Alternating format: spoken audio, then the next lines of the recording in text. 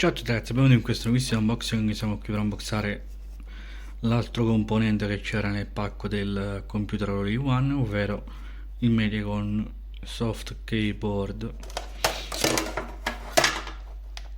Una tastiera molto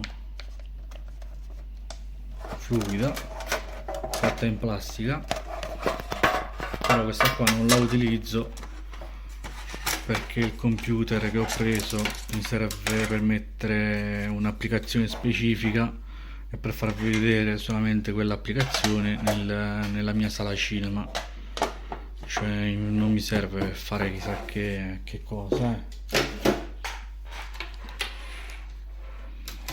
Qui c'è anche il mouse. Beh, direi se questo qua,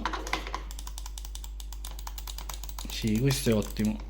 Mi cambio questo qua, me lo metto al mio portatile, anche se questo è rotto, ma in questi giorni lo cambio con quello del mio fratello, perché questo mouse qui che io, potete vedere, fa cilecca e si può anche buttare. Questo invece è ottimo e va bene.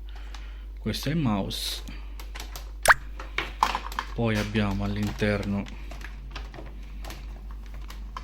una tastiera Mediacom, NAM, caps e lock, come potete vedere. Non è molto fluida,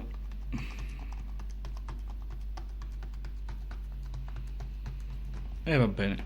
Questa era giusto una tastiera così portatile.